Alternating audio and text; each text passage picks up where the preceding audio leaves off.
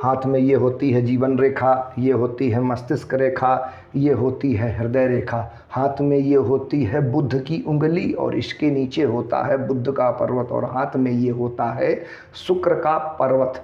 बुध की उंगली सूर्य की उंगली के प्रथम पर्व के आधार तक पहुँचे और बुध की उंगली के प्रथम पर्व पर एक त्रिकोण का निशान बने और शुक्र पर्वत से एक शुक्र रेखा ऊपर की ओर उठे, जो जीवन रेखा को काटे, मस्तिष्क रेखा को काटे और हृदय रेखा को काट कर यह शुक्र रेखा बुध के पर्वत में पहुँचे। मित्रों ध्यान से देखें, समझ में आ जाएगा। और इस शुक्र रेखा से छोटी छोटी रेखाएं ऊपर की ओर उठें।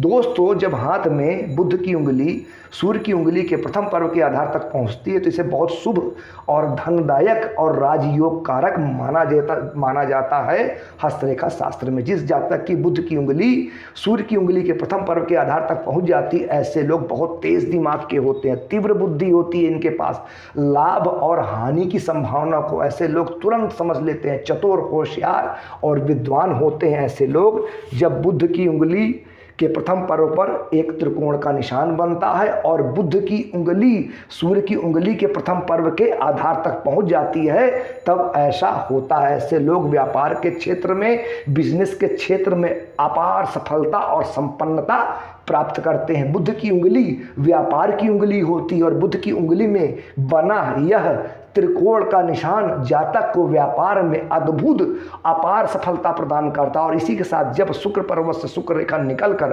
बुध के पर्वत में पहुंचती है और इस शुक्र रेखा से छोटी छोटी रेखाएं ऊपर की ओर उठती है, तो ऐसा जातक एक बड़े स्तर का सफल व्यापारी होता है। ऐसे लोग बड़े स्तर के बिजनेसमैन होते, दूर दूर तक इनका व्यापार फैला होता है, हजारों की संख्या में लोग इनके नीचे काम करते हैं। ऐसे लोग व्यापार से, व्यवसाय से, बिजनेस से अथाह धन संपत्ति बनाते हैं। ऐसे लोग बड़े स्तर के उद्योगपति होते हैं। बुध की उंगली के प्रथम पर्व पर अगर त्रिकोण का निशान बनता है तो ऐसे लोगों को व्यापार में अद्भुत सफलता मिलती है, बड़े स्तर की सफलता मिलती है ऐसे लोगों को व्यापार में।